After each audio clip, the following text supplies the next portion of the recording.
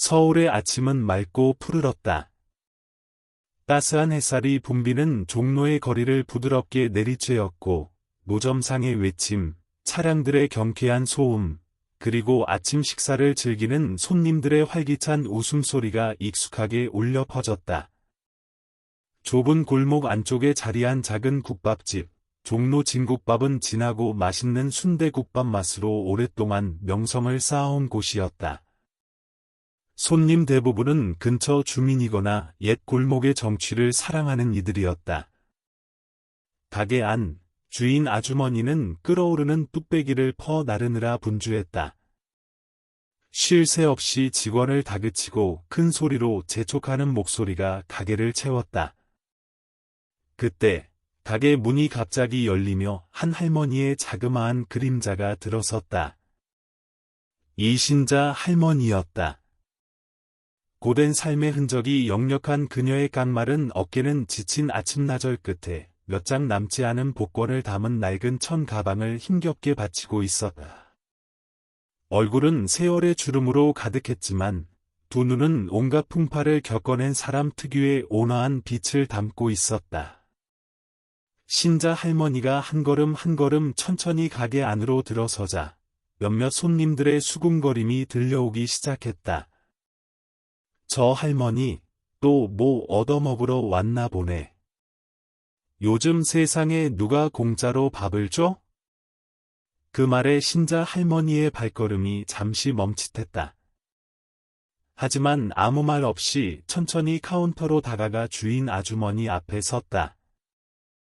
그리고는 떨리는 목소리로 입을 열었다.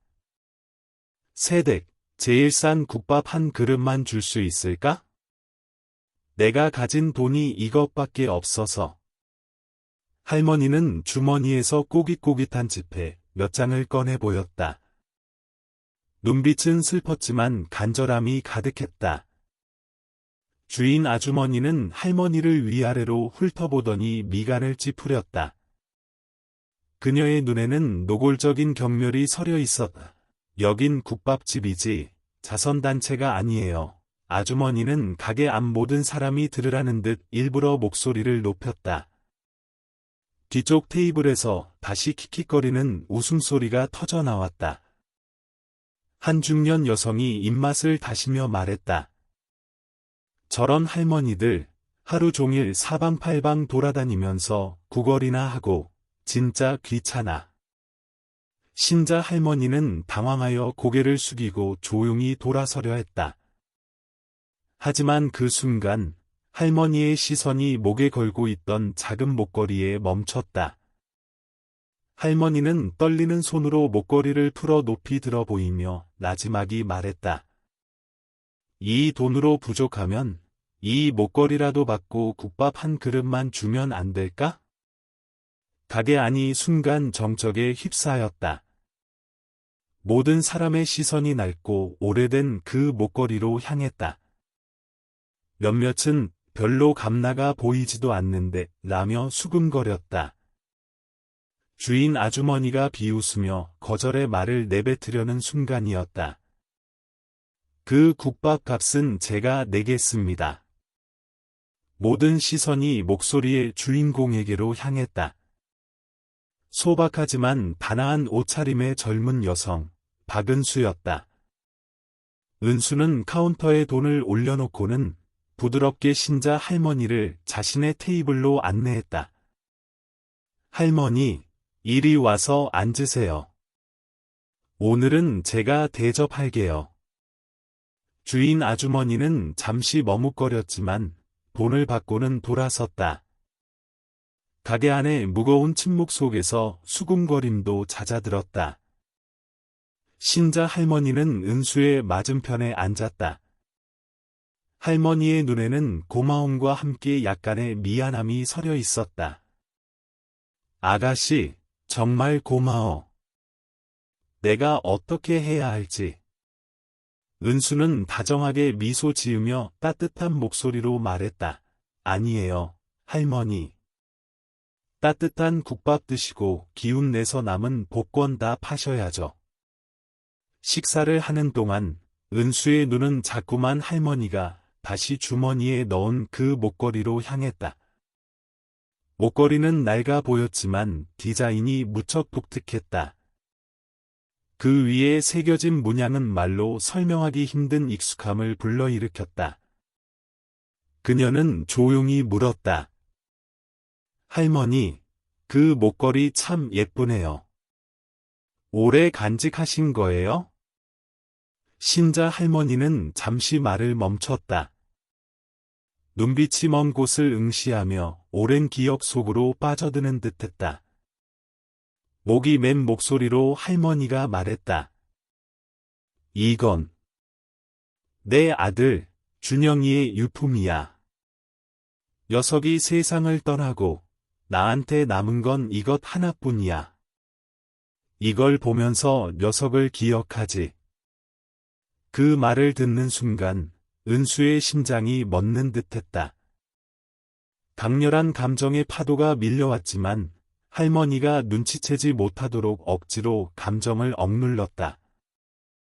그녀는 조심스럽게 다시 물었다. 아드님은 돌아가신 지 오래됐나요? 괜찮으시다면 저에게 이야기해 주실 수 있으세요? 신자 할머니는 바로 대답하지 않았다. 깊은 슬픔이 서린 눈은 마치 평생의 외로움을 모두 담고 있는 듯했다. 오래된 이야기라. 다시 꺼내고 싶지 않구나. 하지만 이 목걸이는 그 아이가 내게 남긴 마지막 것이야. 두 사람 사이에 침묵이 흘렀다. 은수는 신자 할머니를 바라보며 형언할 수 없는 감정에 휩싸였다. 자신과 할머니, 그리고 그 목걸이 사이에 어떤 기묘한 연결고리가 있는 것만 같았다. 마치 아직 드러나지 않은 비밀이 기다리고 있는 것처럼. 국밥집 밖에서는 여전히 차량 소음이 끊이지 않았지만 그 순간 모든 소리는 아득하게 멀어지는 듯했다. 은수는 속으로 다짐했다. 이 할머니와 그녀의 이야기를 그냥 지나칠 수는 없다고. 국밥집에서 식사를 마친 후 신자 할머니는 조용히 복권 뭉치를 챙기고 은수에게 감사 인사를 한 뒤 떠났다. 할머니의 깡마른 어깨가 골목 모퉁이로 사라지는 모습을 보며 은수의 마음속에는 형언할 수 없는 불안감이 남았다. 낡은 목걸이와 아들에 대한 이야기가 머릿속에서 떠나지 않았다. 은수는 자리에 앉아 멍하니 길거리를 바라보았다. 독특한 문양이 새겨진 그 목걸이는 희미하지만 강렬한 기억 하나를 떠올리게 했다. 그것은 자신이 예전에 보았던 목걸이와 똑같이 생겼다. 자신이 가장 깊이 사랑했던 사람, 준영에게 선물했던 바로 그 목걸이였다. 그 생각에 은수의 심장이 조여왔다.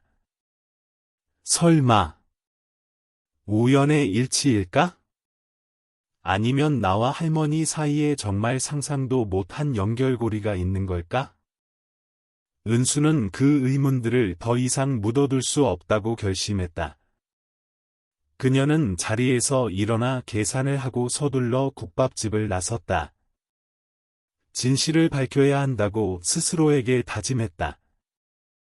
신자 할머니는 아직 멀리 가지 않은 채 붐비는 거리 위에서 작은 몸을 위태롭게 움직이고 있었다. 은수는 서둘러 할머니를 뒤쫓았다. 할머니. 신자 할머니. 은수는 인파를 헤치며 크게 외쳤다. 부르는 소리에 신자 할머니가 걸음을 멈추고 돌아보았다. 무슨 일이니, 아가씨? 할머니의 목소리는 국밥집에서처럼 여전히 부드러웠다. 저와 잠시만 이야기 나눌 시간 있으세요? 할머니와 그 목걸이에 대한 이야기를 정말 더 듣고 싶어서요. 은수는 진심 어린 눈빛으로 말했다. 신자 할머니는 잠시 놀란 듯했지만 이내 고개를 끄덕였다. 나는 괜찮다만 아가씨 시간을 뺏는 건 아닌지 모르겠구나. 은수는 가볍게 미소 지으며 할머니의 손에 들린 무거운 복권 가방을 받아 들었다. 아니에요, 할머니. 제가 이 복권 다 파는 거 도와드릴게요.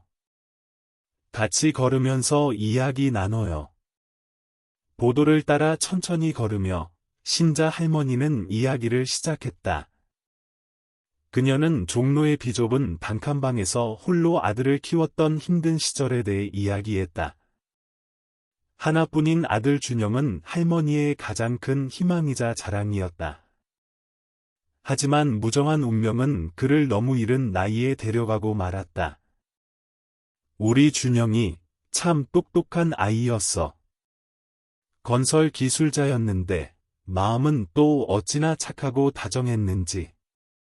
언제나 엄마 고생 안 시키고 잘 모시겠다고 입버릇처럼 말했지. 그런데 할머니의 목소리가 다시 메었고 두 눈에는 깊은 고통이 어렸다. 사고가 녀석을 앗아갔어. 나한테 남은 건 이 목걸이뿐이야. 멀리 떠나기 전날 녀석이 선물해준 유품이지. 할머니의 이야기에 은수는 눈물을 참을 수 없었다. 비록 자세한 내용은 많지 않았지만 할머니의 한마디 한마디가 마음속 깊이 새겨지는 듯했다.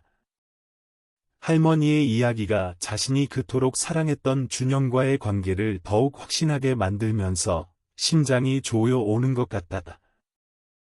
할머니. 은수는 망설이며 물었다. 혹시 준영 씨가 사랑했던 여자에 대해 이야기한 적은 없었나요?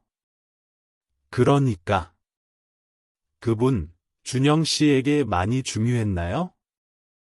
신자 할머니가 걸음을 멈추고 의아한 눈으로 은수를 바라보았다. 있었지. 한 아가씨를 무척 사랑했어. 이름은 모르지만 준영이는 그 애가 자기 세상의 전부라고 말하곤 했지. 안타깝게도 내가 만나볼 기회는 없었어. 준영이 엄마가 그 아가씨를 받아주지 않아서 둘의 인연이 거기서 끝났거든. 그 말은 은수에게 마치 날벼락과 같았다. 그녀는 그 자리에 멈춰 섰고 온몸이 떨리기 시작했다. 옛 기억이 홍수처럼 밀려왔다. 준영과 함께했던 날들, 채 지키지 못한 약속들, 그리고 고통스러웠던 이별. 다 잊었다고 생각했지만 아니었다. 할머니. 은수는 떨리는 목소리로 말했다. 혹시 제가 그 여자인 건 아닐까요? 저와 준영 씨 서로 사랑했어요. 하지만 그의 가족이 반대해서 헤어졌어요. 신자 할머니는 망연자실했다. 할머니는 은수를 오랫동안 바라보았다. 눈에는 놀라움과 감동이 뒤섞여 있었다. 내가 그 아이였구나, 할머니가 외쳤다. 목소리가 가늘게 떨렸다. 그렇다면 이 목걸이가 정말 내 것이 맞구나. 준영이는 너와 헤어질 때 이 목걸이를 가져갔어. 그리고 세상을 떠나기 전에 이걸 내게 주면서 말했지. 엄마, 이건 제가 가장 사랑하는 사람이 준 선물이에요. 잘 간직해 주세요라고. 은수는 터져나오는 울음을 참지 못했다. 마치 잃어버렸던 과거의 한 조각을 되찾은 기분이었다. 그녀는 신자 할머니의 깡마른 손을 잡고 꽉 쥐었다. 할머니, 이제부터는 혼자가 아니에요. 제가 곁에서 할머니와 함께 이 유품, 그리고 준영 씨에 대한 아름다운 기억들을 지킬게요. 신자 할머니는 눈물이 그렁그렁한 눈으로 은수를 바라보며 조용히 고개를 끄덕였다. 붐비는 보도 위, 오가는 사람들 속에서 서로 다른 세계에 살던 두 사람은 낡은 목걸이 하나로 서로를 발견했다. 마치 운명이 그들의 만남을 주선하여 마음속 가장 깊은 상처를 치유하게 한 것처럼. 그들의 발걸음은 서울의 분주한 삶의 리듬에 섞여 들어갔지만 두 사람의 마음 속에는 말로 다 할 수 없는 평온함이 자리 잡기 시작했다. 잃어버린 것을 되찾기 위한 감동적인 여정의 시작이었다. 준영과 낡은 목걸이에 대한 신자 할머니의 이야기는 그날 밤 내내 은수의 머릿속을 떠나지 않았다. 그녀는 잠 못 이루고 뒤척였다. 옛 기억이 느리게 돌아가는 영화 필름처럼 머릿속에서 재생되었다. 준영과 함께 미래를 꿈꾸던 날들, 그의 손을 꼭 잡고 영원히 사랑을 지켜주겠다던 그의 약속으로 가득했던 종로에서의 데이트. 하지만 인생은 그들이 바라는 대로 흘러가지 않았다. 다음 날 아침, 은수는 준영의 가장 친한 친구이자 옛 동료였던 최민석을 찾아가기로 결심했다. 민석이라면 자신이 미처 알지 못했던 준영의 삶에 대해 잘 알고 있을 거라 믿었다. 몇 번의 통화 끝에 은수는 민석과 석촌호수 근처의 작은 카페에서 만나기로 약속했다. 그곳은 준영과 주말마다 찾던 추억의 장소였다. 옛 장소로 돌아오니 마음이 더욱 무거워졌다. 민석이 도착했다. 키가 크고 풍채 좋은 그의 얼굴에는 세상 풍파에 거칠어진 흔적이 있었지만 옛 친구의 온화함은 여전했다. 은수를 보자 그는 놀라움을 감추지 못했지만 이내 평정을 되찾았다. 정말 오랜만이다, 은수야. 오늘 이렇게 준영이 일로 널 다시 만나게 될 줄은 몰랐네. 은수는 민석에게 자리를 권했다. 커피 2잔을 주문하고 이야기가 서서히 시작되었다. 오빠, 준영 씨 아직 기억하죠? 그 사람에 대해, 특히 돌아가시기 전의 시간에 대해 더 알고 싶어요. 은수가 슬픔에 잠긴 목소리로 물었다. 민석은 그녀를 바라보았다. 그의 눈에는 뚜렷한 감동이 서려 있었다. 그는 고개를 끄덕이고는 천천히 말했다. 아직도 생생하게 기억해. 준영이는 내 최고의 친구였어. 너와 준영이 사이에 있었던 일도 알고 있고, 내가 왜 그에 대해 더 알고 싶어 하는지도 이해해. 민석은 잠시 말을 멈추고 무언가 고민하는 듯 하더니 말을 이었다. 준영이는 널 정말 사랑했어, 은수야. 하지만 그의 가족, 특히 어머니인 김혜란 여사께서는 두 사람의 관계를 절대 허락하지 않으셨지. 알다시피 그분은 명성과 가문을 무척 중요하게 여기시는 분이었으니까. 그런데 너는? 은수는 고개를 숙였다. 민석의 말이 자신이 늘 잊으려 애썼던 고통을 더욱 깊게 후벼 파는 것 같았다. 제가 그분들 집안에 어울리는 사람이 아니란 거 저도 알아요. 자책하지 마, 은수야. 민석이 낮은 목소리로 말했다. 준영이는 내게 말했어. 가족의 반대에도 불구하고 너와 결혼하고 싶다고. 하지만 압박이 너무 컸어. 그는 어머니의 생각을 바꾸기 위해 방법을 찾으려고 서울을 떠나기로 결심했지. 모든 것이 안정되면 내게 돌아오고 싶어 했어. 민석의 말은 은수의 심장을 조여왔다. 그녀는 준영이 자신 때문에 그런 고통을 겪었다는 사실을 전혀 몰랐다. 예전에는 그가 가족을 택하기 위해 자신을 버렸다고만 생각했다. 그런데 왜 돌아오지 않았던 거예요? 사고는 어떻게 일어난 거죠, 오빠? 민석은 잠시 침묵하더니 천천히 대답했다. 준영이는 강릉에서 서울로 돌아오던 길에 사고를 당했어. 자세한 내막은 나도 잘 몰라. 다만 그 여행이 어머니를 만나러 갔던 길이었다는 것, 마지막으로 어머니를 설득하려 했다는 것만 알아. 하지만 그날 고속도로 위에서 모든 것이 끝나버렸지. 은수는 온몸에 피가 굳는 것 같다. 익숙하면서도 낯선 고통이 마음을 가득 채웠다. 준영은 이기심이나 무관심 때문에 자신을 떠난 것이 아니라 그들의 사랑을 지키기 위해 떠났던 것이다. 그럼 그의 어머니는요? 자신이 한 일에 대해 후회하셨나요? 은수가 목맨 소리로 물었다. 민석은 쓸쓸하게 웃었다. 김 여사께서 악한 분은 아니라고 생각해. 다만 전통적인 관념에 너무 깊이 사로잡혀 계셨지. 준영이가 떠난 후 그분은 외부와의 교류를 끊고 더 폐쇄적으로 사셨어. 사실 일어난 일에 대해 무척 괴로워하고 계신다고 생각해. 하지만 절대 겉으로 드러내거나 잘못을 인정하지 않으셨지. 민석은 말을 멈추고 먼 곳을 응시하다가 문득 무언가 생각난 듯 말을 이었다. 그런데 은수야, 준영이가 사고 나기 전에 내게 편지 한 통을 맡겼던 게 기억나. 너에게 보내려던 편지였어. 준영이가 떠난 후에 그 편지를 어떻게 해야 할지 몰라서 내가 계속 가지고 있었어. 편지요? 오빠가 그걸 가지고 있다고요? 은수가 다급하게 물었다. 마음속에 희망이 차올랐다.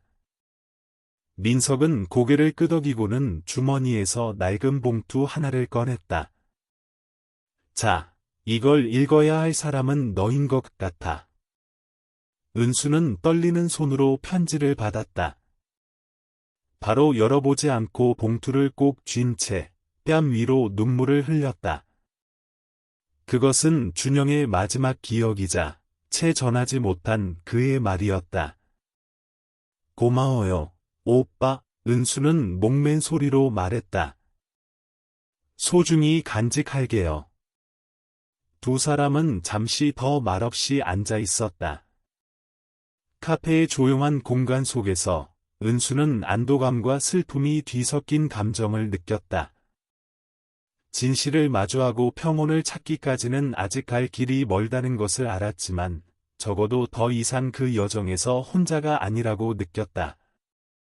손안의 편지는 과거로 통하는 문이자 일어났던 일들을 더 깊이 이해하게 해줄 열쇠였다. 그리고 은수는 계속 나아가야 한다는 것을 알았다. 자신을 위해서뿐만 아니라 자신이 상상했던 것 이상으로 자신을 사랑했던 준영을 위해서. 은수는 준영이 쓴 편지를 손에 든 채 오후 내내 작은 방에 앉아 있었다. 마음은 온통 뒤죽박죽이었다. 그녀는 한 줄 한 줄, 마치 모든 문장이 준영의 심장에서 울려 퍼지는 목소리인 것처럼 편지를 읽고 또 읽었다.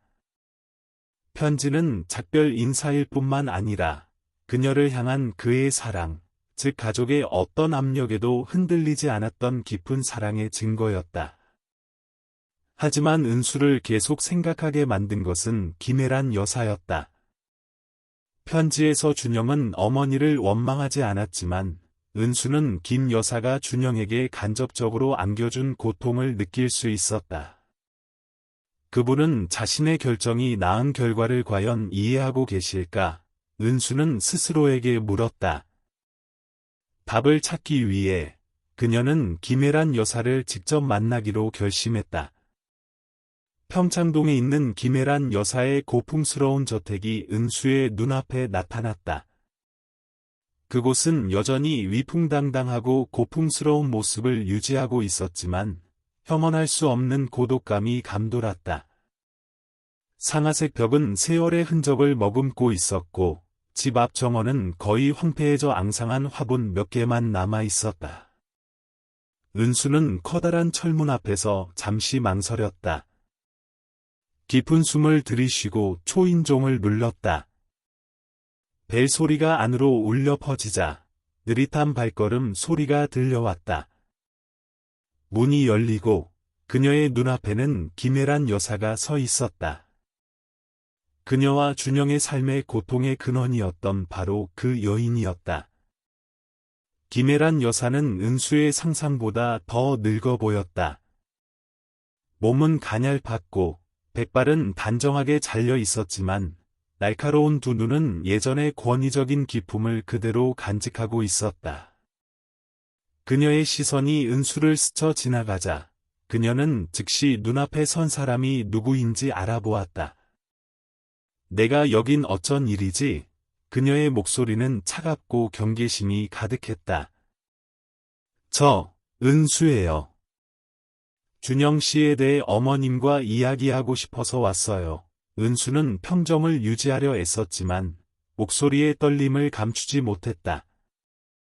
아들의 이름을 듣자 김애란 여사의 눈빛이 순간 흔들렸지만 그녀는 이내 팔짱을 끼고 차가운 표정을 지었다. 이제 와서 할 이야기가 뭐가 있다고 생각하는 거냐? 준영이는 죽었어. 지난 일은 그냥 묻어두는 게 좋아. 알아요. 하지만 제가 꼭 밝혀야 할 것들이 있어요. 저를 위해서가 아니라 준영 씨를 위해서요. 은수는 단호한 눈빛으로 대답했다. 은수의 단호한 말에 김애란 여사는 잠시 주춤했다. 그녀는 아무 말 없이 집 안으로 들어섰지만 문을 닫지는 않았다. 은수는 그것이 간접적인 초대라는 것을 이해하고 그녀를 따라 들어갔다. 집 안은 냉기가 감돌았다. 벽은 유화와 가족 사진으로 장식되어 있었지만 모든 것이 우울한 빛을 띠고 있었다. 김애란 여사는 소파에 앉아 맞은편 의자를 손으로 가리키며 은수에게 앉으라는 신호를 보냈다. 원하는 게 뭐냐? 말해봐라. 어머님을 탓하거나 가슴 아픈 이야기를 다시 꺼내려는 게 아니에요. 단지 왜 저와 준영 씨를 그렇게 반대하셨는지 알고 싶을 뿐이에요. 은수는 감정이 북받친 목소리로 물었다. 김애란 여사는 은수를 똑바로 쳐다보았다. 그녀의 눈에는 더 이상 차가운 기색 없이 내적인 갈등이 서려 있었다. 잠시 후 그녀는 한숨을 쉬었다. 내가 너를 미워한 건 아니다. 하지만 널 받아들일 수는 없었어. 너는 그저 평범한 여자아이일 뿐, 권세 있는 집안도 준영이의 인생에 도움이 될 만한 아무것도 가진 게 없었지. 내가 한 모든 것은 내 아들을 위한 것이었다. 하지만 준영 씨는 어머님이 최고라고 생각하는 것들이 아니라 그를 진심으로 사랑해줄 한 사람이 필요했다는 생각은 한 번도 안 해보셨어요. 은수가 눈물이 터져 나올 듯한 목소리로 대답했다. 내가 그걸 모를 거라고 생각하느냐? 김애란 여사가 목맨 소리로 말했다. 준영이도 나를 원망했지. 하지만 나는 걔 엄마야. 내가 믿지 못하는 사랑 때문에 걔가 모든 걸 포기하는 걸 어떻게 가만히 보고만 있겠어. 그녀의 말 속에 담긴 갈등은 은수로 하여금 그녀가 겉으로는 강해 보일지라도 자신의 결정으로 인해 깊은 고통을 안고 있다는 것을 깨닫게 했다. 준영 씨는 어머님을 원망하지 않았어요. 은수가 조용히 말하고는 주머니에서 준영의 편지를 꺼냈다. 그가 이 편지를 남겼어요. 그리고 이 안에서 그는 단지 어머님이 행복하시길 바랐어요. 김애란 여사는 망연자실했다. 그녀는 떨리는 손으로 편지를 받아들고 한 줄 한 줄 읽어 내려갔다. 어떤 일이 있더라도 항상 어머니를 사랑한다는 준영의 글을 읽었을 때 그녀의 눈에는 눈물이 그렁그렁 맺혔다. 준영아. 내 아들. 내가 틀렸던 거구나. 그렇지. 그녀가 후회 가득한 목소리로 나지막이 중얼거렸다. 우리 중 누구도 완벽하지 않아요, 어머님. 하지만 저는 준영 씨가 항상 어머님의 행복을 바랐을 거라고 믿어요. 그리고 우리에겐 아직 바로잡을 기회가 있어요. 그 대화가 과거를 바꿀 수는 없었지만 김애란 여사와 은수 사이에 쌓였던 오해와 원망을 어느 정도 씻어내는 데는 도움이 되었다. 그들은 처음으로 함께 앉아 준영에 대해 한 아들이자 연인이었고 자신이 사랑하는 것을 지키기 위해 최선을 다했던 한 남자에 대해 이야기를 나누었다. 김애란 여사는 더 이상 차가운 모습을 보이지 않았다. 대신 은수가 그녀와 준영 사이의 아름다운 추억을 이야기할 때 조용히 눈물을 흘렸다. 두 사람은 준영이 떠났음에도 그의 사랑과 희생이 여전히 그들을 하나로 묶어주는 끈이라는 것을 이해했다. 그날 저택을 떠나면서 은수는 마음이 한결 가벼워지는 것을 느꼈다. 이 치유의 여정이 이제 막 시작되었으며 김애란 여사와 신자 할머니가 마음의 평온을 찾을 때까지 포기하지 않을 것임을 알았다. 김애란 여사와의 대화 후 은수는 자신의 작은 방으로 돌아왔다. 황혼이 공간을 부드러운 노란빛으로 물들였지만 그녀의 마음 속에는 여전히 감정의 파도가 일렁였다. 김애란 여사의 말, 준영을 언급할 때 그녀의 눈에 서렸던 고뇌, 그리고 말로 다 표현하지 못한 후회는 모두 은수로 하여금 자신이 그토록 사랑했던 그 남자에 대해 끊임없이 생각하게 했다. 은수는 준영이 남긴 편지를 들고 한 줄 한 줄 다시 읽었다. 글자 하나하나가 마치 과거에서 울려 퍼지는 메아리처럼 그녀를 행복했지만 파란만장했던 그들의 시절로 되돌려 놓았다. 준영은 따뜻한 마음과 무엇에도 흔들리지 않는 결단력을 가진 남자였다. 그녀는 대학에서 열린 한 세미나에서 그를 처음 만났다. 그가 참여했던 지역사회 건설 프로젝트에 대해 발표하러 왔을 때였다. 준영의 눈에 담긴 열정, 가난한 이들을 위한 집을 짓는 꿈에 대해 이야기하는 그의 모습에 그녀는 첫 순간부터 매료되었다. 세미나 후, 그가 먼저 다가와 인사를 건넸고, 그때부터 두 사람의 아름다운 날들이 시작되었다. 은수는 그들이 함께 석촌호수가에 앉아 꿈과 미래 계획을 나누던 밤들을 기억했다. 준영은 그녀를 가족에게 소개하고 싶다고, 함께 소박하지만 행복한 삶을 꾸리고 싶다고 말했었다. 하지만 은수가 준영의 가족, 즉 부유하고 전통을 중시하는 그의 집안에 대해 알게 되면서 모든 것이 어려워지기 시작했다. 그녀는 딱 한 번 준영의 집에 방문한 적이 있었다. 비 오는 어느 오후, 그가 가족과 함께 저녁을 먹자고 고집을 부렸을 때였다. 날카로운 눈빛과 권위적인 태도를 지닌 김애란 여사는 그녀를 훑어보는 것만으로도 그녀를 초라하게 만들었다. 식사 내내 김애란 여사는 은수의 출신, 직업, 그리고 그녀가 준영에게 가져다 줄 수 있는 미래에 대해 끊임없이 질문했다. 그것은 알아가기 위한 질문이 아니라 평가하기 위한 질문이었다. 준영은 대화 내내 그녀를 보호하려 애썼지만 은수는 김애란 여사의 마음속에 이미 답이 정해져 있다는 것을 알았다. 그리고 그 답에는 그녀의 존재가 포함되어 있지 않았다. 은수는 한숨을 쉬었다. 그 기억은 마치 어제 일어난 일처럼 마음속에 생생하게 남아 있었다. 그녀는 준영을 곁에 두기 위해 자신이 다른 무언가를 할 수 있었을지, 아니면 모든 것이 그녀가 그의 삶에 발을 들여놓은 순간부터 정해져 있었던 것인지 수없이 자문했다. 그녀는 준영을 마지막으로 만났을 때를 똑똑히 기억했다. 그가 전에 없던 결심을 하고 그녀를 찾아왔을 때 그의 눈은 운 것이 아니라 잠 못 이룬 밤들로 인해 붉게 충혈되어 있었다. 그는 그녀의 손을 꼭 잡고 모든 것을 버리고 그녀와 함께 떠나 새로운 삶을 시작하고 싶다고 말했다. 하지만 그녀는 거절했다. 준영 씨, 나는 당신이 가족을 버리는 이유가 되고 싶지 않아요. 그분들은 당신을 키웠고, 사랑했고, 나는 그 관계를 망가뜨리고 싶지 않아요. 내가 당신의 모든 것을 포기할 만큼 가치 있는 사람이 아니에요. 그녀는 가슴이 찢어지는 듯했지만 그렇게 말했다. 준영은 그녀를 오랫동안 바라보다가 고개를 끄덕였다. 그게 내가 원하는 거라면 내 결정을 존중할게. 하지만 기억해. 내가 어디에 있든 나는 너만 사랑해.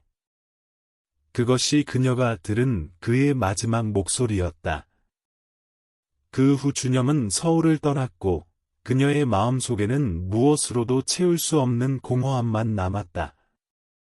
그녀는 그가 돌아오는 길에 사고를 당했다는 소식을 들었고 그 후 모든 것은 침묵 속에 잠겼다.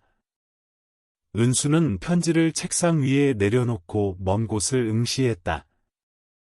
그녀는 준영이 사랑과 희망으로 가득 찬 마음으로 떠났다는 것을 알았지만 그의 죽음은 그가 사랑했던 사람들의 마음에 결코 아물지 않을 상처를 남겼다는 것도 알았다. 그녀는 김혜란 여사가 사랑과 책임감 사이에서 준영이 겪어야 했던 고통을 과연 이해할 수 있을지 궁금했다. 준영에 대한 기억들은 은수로 하여금 자신만의 평화를 찾기 위해 과거와 마주해야 할 뿐만 아니라 김혜란 여사와 신자 할머니가 준영이 남긴 마음의 상처를 치유하도록 도와야 한다는 것을 깨닫게 했다.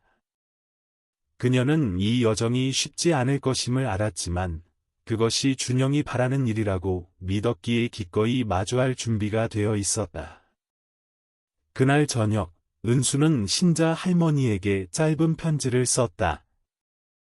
김혜란 여사와 나눈 대화 내용을 전하고 자신이 계획 중인 준영의 추모식에 할머니도 함께 참여해달라고 부탁했다. 편지 말미에 그녀는 이렇게 썼다. 우리가 과거를 바꿀 수는 없지만 함께 준영 씨를 기리는 새로운 추억을 만들 수는 있다고 믿어요. 할머니께서 동의해 주시길 바라요. 저 혼자서는 이 일을 할 수 없으니까요. 마지막 문장을 써 내려갈 때 은수의 마음이 한결 가벼워졌다. 그녀는 한 걸음 한 걸음 사랑과 가족이라는 상처투성이 이야기의 조각들을 맞춰가는 데 가까워지고 있음을 알았다. 다음 날 아침, 부드러운 햇살이 은수의 작은 방 창문으로 스며들었다. 책상 위에는 준영의 편지가 여전히 단정하게 놓여 있었다. 마치 그가 담아 보낸 비밀을 그녀가 발견해주길 기다리는 듯했다. 어젯밤 신자 할머니에게 편지를 쓴 후, 은수는 준영의 편지에 담긴 한 구절 한 구절을 생각하며 오랫동안 잠 못 이루었다. 마치 모든 문장이 시간과 공간을 초월한 기억의 조각이자 메시지를 담고 있는 듯했다. 은수는 편지를 집어들었다. 손이 약간 떨렸다. 여러 번 읽었지만 이번에는 마음을 활짝 열고 준영이 직접 이야기하는 것처럼 그의 모든 말을 느끼기로 결심했다. 사랑하는 은수에게. 만약 내가 이 편지를 읽고 있다면 나는 아마 더 이상 내 곁에 없겠지. 이런 글을 쓰고 싶지는 않지만 인생이 항상 우리가 바라는 대로 흘러가지 않는다는 걸 알아. 우선 나는 단 한순간도 너를 사랑하지 않은 적이 없다는 걸 알아주었으면 해. 우리 사이에 일어난 모든 일이 우리 둘 다 원치 않는 결말로 치달았지만 말이야. 내가 나를 떠난 이유를 이해하고 너를 원망하지 않아. 오히려 내가 할 수 없었던 결정을 내릴 만큼 강해져서 고마워. 우리 엄마가 나쁜 분은 아니라는 것도 알아줬으면 해. 그분은 단지 자신이 옳다고 생각하는 방식으로 나를 사랑하셨을 뿐이야. 하지만 그 사랑은 나를 가족과 너, 두 세계 사이에 갇힌 것처럼 느끼게 했어. 양쪽을 모두 만족시키기 위해 최선을 다했지만 모든 것을 다 가질 수는 없다는 걸 깨달았어. 이 편지는 너에게, 그리고 우리 엄마와 나 자신에게 남기는 사과 편지야. 우리의 사랑을 지킬 만큼 강하지 못해서 미안해. 너를 고통스럽게 해서 미안해. 하지만 은수야, 나는 우리의 사랑이 여기서 끝나지 않는다고 믿어. 그 사랑은 내 기억 속에서, 내가 내게 선물한 이 목걸이 속에서, 그리고 우리가 함께 나눴던 가장 아름다운 순간들 속에서 영원히 살아있을 거야. 훗날 내가 행복을 찾기를 바라. 어떤 것에도 얽매이지 않는 온전한 행복을 말이야. 기억해줘. 나는 항상 너를 믿고 항상 너를 사랑해. 준영이가. 은수는 편지를 내려놓았다. 눈물이 뺨을 타고 흘러내렸다. 준영의 말은 칼날처럼 심장을 베는 동시에 낡은 상처를 치유하는 약과도 같았다. 그녀는 준영이 겪었을 고통을 느낄 수 있었지만 동시에 자신을 향한 그의 무조건적인 사랑, 결코 빗바래지 않을 사랑도 볼 수 있었다. 그녀는 이 편지가 단순한 작별 인사가 아니라 계속 살아가고 사랑하고 세상의 좋은 것들을 믿으라는 초대장임을 알았다. 그날 오후, 은수는 그 편지를 들고 신자 할머니를 찾아가기로 결심했다. 할머니 역시 준영의 마지막 생각과 그가 겪었던 일들을 알 자격이 있다고 느꼈기 때문이다. 신자 할머니는 낡은 커튼 사이로 빛이 희미하게 새어 들어오는 작은 단칸방에서 그녀를 맞았다. 할머니, 할머니께서 읽어보셨으면 하는 게 있어요. 준영 씨의 마지막 편지예요. 은수가 부드럽지만 감정이 깃든 목소리로 말했다. 신자 할머니는 편지를 받아 들었다. 떨리는 손으로 한 줄 한 줄 읽어 내려가자 할머니의 눈가가 서서히 붉어지더니 늙고 주름진 얼굴 위로 눈물이 조용히 흘러내렸다.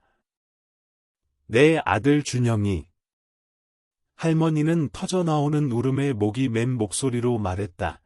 그 아이가 그렇게나 많은 걸 견디고 있었는데 나는 아무것도 도와주지 못했구나. 할머니, 준영 씨는 할머니를 정말 많이 사랑했어요. 편지에서 누구도 원망하지 않고 단지 우리가 행복하길 바랐어요. 은수가 할머니의 손을 가만히 잡으며 위로했다. 할머니는 감정이 북받친 눈으로 은수를 바라보았다. 준영이를 진심으로 사랑해줘서 고맙다. 아가씨. 만약 그 아이가 살아있었다면 내가 아직도 자기를 생각하고 있다는 걸 알고 정말 행복해했을 거야. 그날 저녁, 은수와 신자 할머니는 나란히 앉아 준영에 대해, 그의 미완의 꿈과 추억들에 대해 이야기했다. 두 사람은 준영이 떠났음에도 그의 사랑과 희생이 여전히 그곳에 남아 고통을 극복하도록 이끄는 빛이 되어주고 있음을 느꼈다. 준영의 편지는 단순한 작별이 아니었다. 그것은 용서와 사랑, 그리고 계속 나아가라는 메시지였다. 그것은 은수와 신자 할머니에게 인생이 아무리 힘들더라도 가장 작고 소박한 것들 속에서 빛을 찾을 수 있다는 것을 상기시켜 주었다. 그날 아침, 서울 하늘은 얇은 안개로 덮여 있었고 공기는 제법 쌀쌀했다. 은수는 준영의 추모식을 위해 꼼꼼히 준비했다. 그녀는 이 행사가 단순히 그를 기리는 것을 넘어 한때 부서졌던 마음들을 치유할 기회라고 믿었다. 지역 커뮤니티 센터의 작은 방은 따뜻하고 엄숙한 분위기로 꾸며졌다. 은수와 신자 할머니는 함께 세부 사항들을 마지막으로 점검했다. 준영이 남긴 신성한 유품인 목걸이는 방중앙 테이블에 놓였고 그 옆에는 환하게 웃고 있는 준영의 사진이 자리했다. 주위의 촛불에서 나오는 부드러운 빛이 평화로우면서도 가슴 뭉클한 분위기를 자아냈다. 초대된 손님들이 하나둘 도착했다. 김혜란 여사도 모습을 드러냈다. 우아한 모습이었지만 얼굴에는 여전히 슬픔의 그늘이 드리워져 있었다. 사고 이후 준영과 관련된 행사에 그녀가 참석한 것은 이번이 처음이었다. 겉으로 말하지는 않았지만 은수는 준영의 편지를 읽은 후 그녀의 마음속에 어떤 변화가 생겼음을 느낄 수 있었다. 하지만 은수가 예상치 못했던 것은 초대받지 않은 손님의 등장이었다. 김애란 여사 집안의 오랜 지인인 한 아주머니였다. 그녀는 방 안을 샅샅이 훑어보는 눈으로 들어서더니 신자 할머니를 보자마자 미간을 찌푸리며 김애란 여사에게 다가갔다. 혜란 씨, 이게 다 뭐예요? 어떻게 이런 사람을 준영이 추모식에 참석하게 할 수 있어요? 그녀의 경멸 가득한 목소리에 방 안에 몇몇 사람들이 돌아보았다. 분위기가 순식간에 가라앉았다. 은수는 재빨리 다가가 신자 할머니의 손을 잡고 안심시켰다. 아주머니, 지금은 사람을 가리거나 판단할 때가 아니에요. 오늘은 우리가 준영 씨를 추모하는 날이지, 더 이상 상처를 주기 위한 날이 아닙니다. 아주머니는 은수를 쏘아보았지만, 그때 김애란 여사가 뜻밖의 말을 꺼냈다. 언니, 의미 있는 말을 할 게 아니라면 조용히 해주는 게 좋겠어요. 저분은 준영이의 어머니세요. 여기 있는 그 누구보다 이곳에 계실 자격이 있는 분이라고요. 김애란 여사의 말은 방 안의 모든 사람에게, 특히 그 아주머니에게 큰 충격이었다. 그녀의 얼굴에 떠오른 당혹감에 많은 이들이 말을 잃었다. 마치 수년 만에 처음으로 김애란 여사가 과거에 부정했던 진실을 공개적으로 인정한 것 같다. 추모식이 시작되었다. 은수는 짧은 연설로 문을 열었다. 그녀는 준영의 미완의 꿈부터 주변 모든 사람에게 바쳤던 그의 사랑까지, 그의 여정에 대해 이야기했다. 준영이 남긴 편지를 언급할 때 목이 메었지만 그녀의 눈은 결연한 의지로 빛났다. 준영 씨는 사랑과 용서가 인간이 서로에게 줄 수 있는 가장 강력한 두 가지라고 말했습니다. 오늘 우리는 그를 추모할 뿐만 아니라 더 많이 사랑하고 용서하는 법을 배우기 위해 모였습니다. 은수는 연설을 마치며 그녀와 신자 할머니가 준영의 낡은 카메라에서 찾아낸 짧은 영상을 함께 보자고 제안했다. 영상에는 준영이 작은 방에 앉아 컴퓨터 화면을 통해 어머니와 이야기하는 평범한 순간이 담겨 있었다. 영상 속에서 그는 가난한 아이들을 돕기 위한 기금을 조성할 계획에 대해 이야기하며 어머니가 그 결정을 지지해 주길 바랐다. 엄마, 미래가 어떻게 될지는 모르겠지만 엄마가 항상 기억해 주셨으면 해요. 제가 엄마를 사랑하고 항상 엄마가 행복하시길 바란다는 거려. 언젠가 우리가 다시 함께 앉아 원망도 거리감도 없이 지낼 수 있는 날이 오기만을 바랄 뿐이에요. 영상 속 준영의 목소리는 모든 사람의 마음을 울리는 듯했다. 방 안은 침묵에 잠겼고 오직 신자 할머니와 김애란 여사의 조용한 흐느낌만이 들려왔다. 영상이 끝난 후 김애란 여사가 자리에서 일어났다. 눈은 붉게 충혈되었지만 결심에 차 있었다. 저는 준영이를 잃었고 더 이상 어떤 것도 잃고 싶지 않습니다. 저는 제가 옳다고 생각하며 살았지만 이제야 사랑이 통제나 강요가 아니라는 것을 깨달았습니다. 오늘 준영이를 사랑해주신 모든 분들께 감사드리고 싶습니다. 특히 제가 하지 못했던 일을 해주신 신자 할머니와 은수 씨에게요. 그녀는 신자 할머니를 향해 돌아섰다. 눈빛에는 진심이 가득했다. 제가 아주머니와 우리 아들에게 상처를 드린 점 사과드립니다. 이제부터라도 우리가 서로에게서 평안을 찾을 수 있기를 바랍니다. 신자 할머니는 김애란 여사의 손을 잡고 조용히 고개를 끄덕였다. 주름진 얼굴 위로 눈물이 흘러내렸다. 나도 오늘 우리 모습을 준영이가 보고 마음 편히 쉴 수 있기를 바랄 뿐이야. 추모식은 따뜻하고 감동적인 분위기 속에서 끝났다. 사람들은 한결 가벼워진 마음으로 돌아갔다. 준영이 남긴 메시지를 가슴에 품고 사랑하고 용서하라. 원망 속에 살기에는 인생이 너무 짧아. 은수는 눈물과 미소가 교차했던 방 안을 둘러보았다. 이것이 단지 시작에 불과하지만 새로운 문, 즉 치유와 희망의 문을 열었다는 것을 알았다. 추모식이 끝난 후에도 강렬했던 감정들은 은수와 김혜란 여사, 그리고 신자 할머니의 마음속에 여전히 남아 있었다. 모두 한결 가벼워졌다고 느꼈지만 낡은 상처가 완전히 치유되기까지는 더 많은 노력과 인내가 필요한 긴 여정이 남아 있음을 알고 있었다. 추모식 며칠 후, 은수는 준영을 기리고 그가 평생 추구했던 가치를 이어가기 위해 작은 프로젝트를 시작하기로 결심했다. 그녀는 신자 할머니 집 근처 지역의 가난한 아이들을 위한 무료 공부방을 열 계획을 세웠다. 이것은 준영이 품고 있었지만 미처 실행하지 못했던 아이디어였다. 신자 할머니는 은수의 계획을 듣고 감동을 감추지 못했다. 할머니, 우리가 함께 이 일을 할 수 있을 것 같아요. 은수가 믿음으로 빛나는 눈으로 말했다. 준영 씨를 기억하기 위해서만이 아니라 이 아이들이 더 나은 미래를 가질 수 있도록 돕기 위해서요. 신자 할머니는 희망에 찬 눈으로 고개를 끄덕였다. 이 프로젝트에 참여하는 것이 준영을 기리는 방법일 뿐만 아니라 자기 자신을 치유하는 약이 될 것임을 알았기 때문이다. 은수는 신자 할머니와 김혜란 여사의 지원을 받아 일에 착수했다. 처음에는 망설였지만 김혜란 여사도 점차 적극적으로 참여하기 시작했다.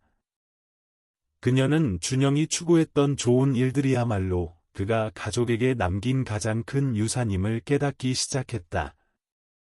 어느 날 아침, 김혜란 여사가 은수의 작은 방으로 찾아왔다. 그녀는 낡은 나무 상자 하나를 가져왔는데 그 안에는 준영이 지역사회 프로젝트를 준비할 때 사용했던 사진과 자료들이 들어 있었다.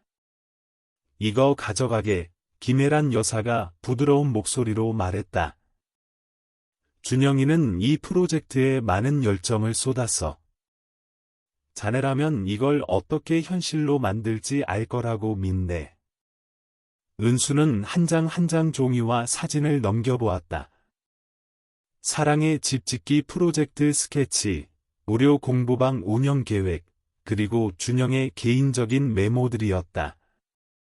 사랑의 어려움에 직면하면서도 준영이 사회를 위한 좋은 일들을 꿈꿀 시간을 냈다는 사실에 그녀는 감동하지 않을 수 없었다. 감사합니다. 어머님, 은수가 눈시울을 붉히며 말했다. 이 꿈들을 이루기 위해 최선을 다할게요. 첫 수업은 어느 일요일 아침에 열렸다.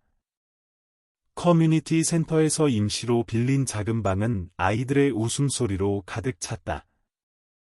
아이들은 줄지어 앉아 은수의 첫 강의를 열심히 들었다. 신자 할머니와 김혜란 여사는 뒤에 서서 조용히 그 모습을 지켜보았다. 수년 만에 처음으로 두 여인은 순수한 기쁨으로 마음이 따뜻해지는 것을 느꼈다.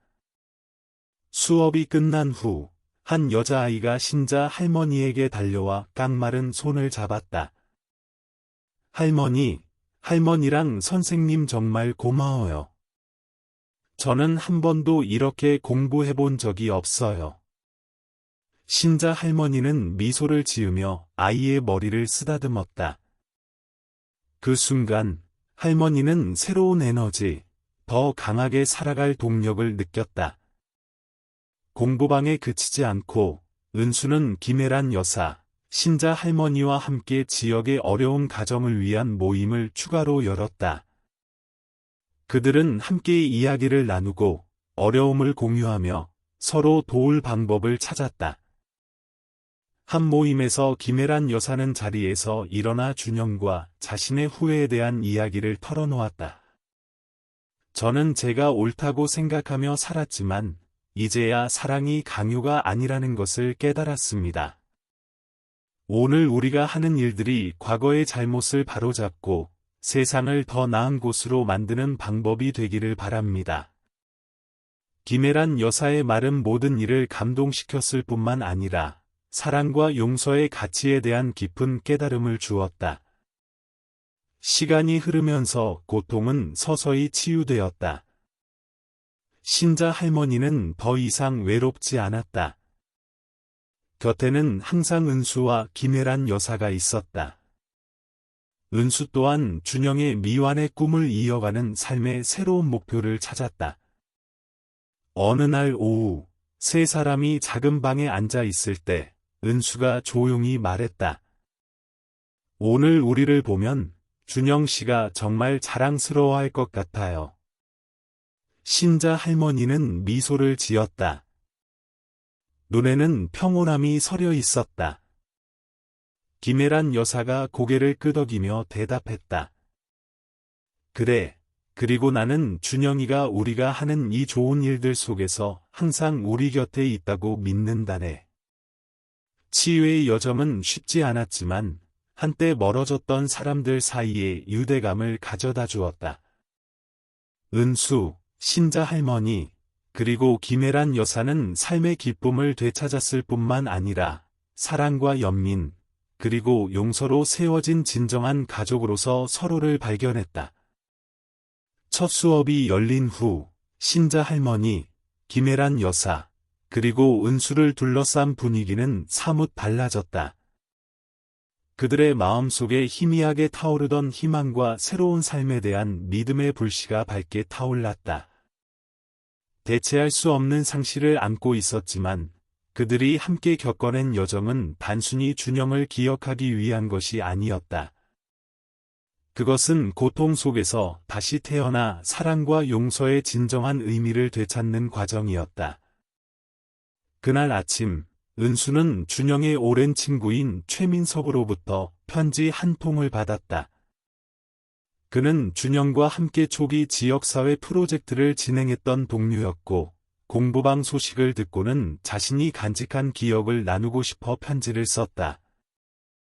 은수 씨, 준영이는 우리 모두에게 항상 영감을 주는 사람이었어요. 실력도 뛰어났지만 마음이 정말 넓은 친구였죠. 마지막으로 함께했던 중부지방 출장에서 준영이가 기회가 된다면 산골 마을 아이들을 위해 작은 학교를 짓고 싶다고 말했던 게 기억납니다. 책 한 권조차 사치인 그곳 아이들을 위해서요. 그 프로젝트는 끝내 실현되지 못했지만 준영이가 지금 당신이 하는 일을 안다면 틀림없이 무척 자랑스러워할 겁니다. 편지를 읽으며 은수는 감동을 금할 수 없었다. 그녀는 편지를 들고 신자 할머니와 김애란 여사에게 달려가 준영의 이루지 못한 꿈에 대해 이야기했다. 그들은 현재 운영 중인 공부방 외에도 그의 미완의 꿈을 잇기 위해 산골 마을에 작은 학교를 짓기로 함께 결심했다. 그 꿈을 실현하는 여정은 결코 쉽지 않았다. 풍족한 삶에 익숙했던 김애란 여사는 자료 준비, 전화 통화, 심지어 후원자들을 설득하는 소소한 일들에 적응해야 했다. 처음에는 어색해했지만 신자 할머니와 은수의 결단력은 그녀에게 영감을 주었고 점차 그녀 또한 이 작은 팀의 중요한 일원이 되었다.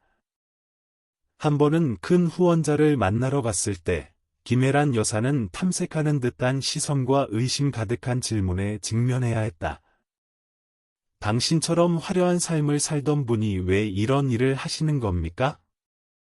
정말 지역 사회를 위한 것인가요? 아니면 과거의 잘못을 덮기 위한 것인가요? 김애란 여사는 상처받았지만 단호하게 대답했다. 네, 저는 과거에 잘못했습니다. 하지만 이 일을 제 자신을 위로하기 위해 하는 것이 아닙니다. 고통 속에서도 좋은 일은 만들어질 수 있다고 믿기 때문입니다. 제 아들은 세상을 떠났지만 저는 그 아이의 꿈이 제가 하는 일을 통해 계속 살아 숨쉬길 바랍니다. 그녀의 진심 어린 말에 상대방은 침묵 속에서 생각에 잠겼고, 마침내 프로젝트의 일부를 후원하기로 동의했다. 시간이 흐르면서 신자 할머니 또한 이 여정에서 열정 넘치는 사람이 되었다. 나이가 많았음에도 그녀는 시간을 내어 가난한 가정을 방문하고 그들의 이야기를 들어주었다. 한 번은 외할머니와 함께 허름한 초가집에서 사는 고아 소년을 만났다. 책 살 돈이 없어 학교를 그만두었다는 사실을 알게 된 신자 할머니는 감정이 북받쳐 말했다. 나는 모든 것을 잃어봤지만 너 같은 아이들이 미래라고 믿는다. 우리가 미래를 버려둘 수는 없어. 그 말은 은수와 김애란 여사를 감동시켰을 뿐만 아니라 그들이 하는 모든 일에 지침이 되었다. 그들은 이 학교가 단순히 배우는 장소가 아니라 작은 꿈들의 날개를 달아주는 곳이 되어야 한다고 결심했다. 학교가 문을 여는 날은 그들의 치유 여정에서 하나의 전환점이 되었다. 학교는 푸른 계곡이 한눈에 내려다보이는 작은 언덕 위에 지어졌다. 마당에서 웃고 떠드는 아이들, 바람에 나부끼는 형형색색의 깃발, 그리고 주민들의 환호성이 공간을 생기로 가득 채웠다. 은수는 연단에 서서 사람들을 바라보며 감격의 참 목소리로 말했다. 오늘 우리는 단순히 학교 하나를 여는 것이 아닙니다. 이곳은 준영 씨가 남긴 사랑과 희생, 그리고 미래에 대한 믿음이 담긴 곳입니다. 이곳에서 나아가는 모든 아이가 준영 씨가 살았던 것처럼 희망과 용기를 가슴에 품기를 바랍니다. 평소 대중 앞에서 말하는데 익숙지 않았던 김애란 여사도 일어나 소감을 나누었다. 아들이 세상을 떠났을 때 모든 것이 끝났다고 생각했습니다. 하지만 곁에 있는 사람들 덕분에 상실이 끝이 아니라는 것을 깨달았습니다. 가장 고통스러운 것들 속에서도 우리는 다시 태어나 좋은 일을 만들어낼 수 있습니다. 오늘 이 자리에 계신 모든 분, 그리고 특히 저에게 변화할 기회를 준 은수 씨와 신자 할머니께 감사드립니다. 행사는 웃음과 눈물 속에서 끝났다. 모두가 돌아간 후에도 은수, 김애란 여사, 그리고 신자 할머니는 자리를 지켰다. 그들은 언덕 위에 서서 황혼 아래 빛나는 학교를 내려다보았다. 오늘 우리를 보면 준영 씨가 정말 행복해할 거예요. 은수가 조용히 말했다. 그렇고 말고 신자 할머니가 감격의 참 목소리로 대답했다. 그 녀석, 무척 자랑스러워할 거야. 하지만 더 중요한 건 그 아이가 우리 모두를 용서했다고 믿는다는 거야. 김애란 여사는 아무 말 없이 고개를 끄덕였다. 수년 만에 처음으로 그녀의 눈에는 슬픔 대신 평온함이 서려 있었다. 상실 속에서 다시 태어나 그들은 자기 자신을 되찾았다. 여정은 쉽지 않았지만 사랑과 용서는 언제나 새로운 문을 열어 상처 입은 마음들의 희망을 가져다 줄 수 있다는 것을 그들은 알았다. 학교가 문을 연 지 1년 후, 은수, 신자 할머니, 그리고 김애란 여사의 삶에는 많은 변화가 있었다. 각자의 아픔을 안고 있던 그들은 상실과 함께 살아가는 법을 배우고, 그것을 더 의미 있는 삶을 위한 동력으로 바꾸었다. 언덕 위 작은 학교에서 시작된 지역사회 프로젝트는 이제 그 지역 전역의 가난한 아이들을 위한 장기 지원 프로그램으로 발전했다. 은수는 활동을 유지하고 발전시키기 위해 쉼없이 일했다. 이른 아침에는 학교에서 아이들을 가르쳤고, 오후에는 지역의 어려운 가정을 방문했다. 그녀는 종종 신자 할머니와 김애란 여사의 집을 찾았는데, 그곳은 이제 진정한 보금자리가 되어 있었다. 그들은 함께 차를 마시며 준영에 대한 아름다운 추억을 이야기했다. 더 이상 눈물은 없었고 따뜻한 회상만이 남아 있었다.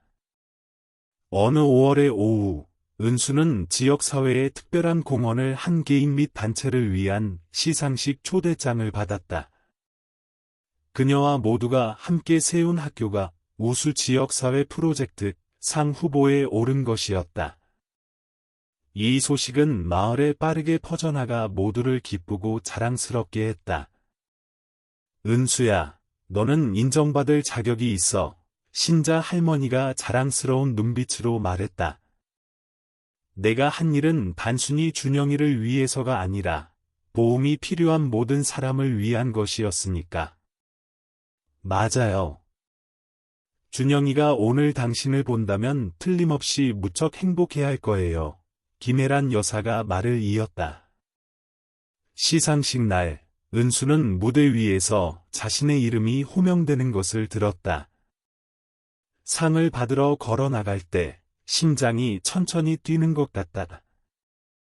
짧지만 감동적인 수상 소감에서 그녀는 이렇게 말했다. 이 상은 저 혼자만의 것이 아닙니다. 저를 믿고 함께해준 모든 분들을 위한 것입니다. 특히 제게 영감을 주고 제 인생에 가장 큰 유산을 남겨준 준영 씨에게 이 상을 바칩니다. 그는 사랑과 용서가 우리가 서로에게 줄 수 있는 가장 강력한 두 가지라고 가르쳐 주었습니다. 오늘 여기 계신 모든 분께서도 주변 사람들에게 사랑과 연민을 계속 전파해 주시길 바랍니다. 박수 소리가 파도처럼 울려 퍼졌지만 은수를 가장 감동시킨 것은 객석을 내려다보았을 때 본 신자 할머니와 김혜란 여사의 모습이었다. 두 분 모두 뺨 위로 눈물을 흘리며 미소 짓고 있었다. 시상식이 끝난 후 은수, 신자 할머니, 그리고 김혜란 여사는 준영의 묘를 찾기로 했다.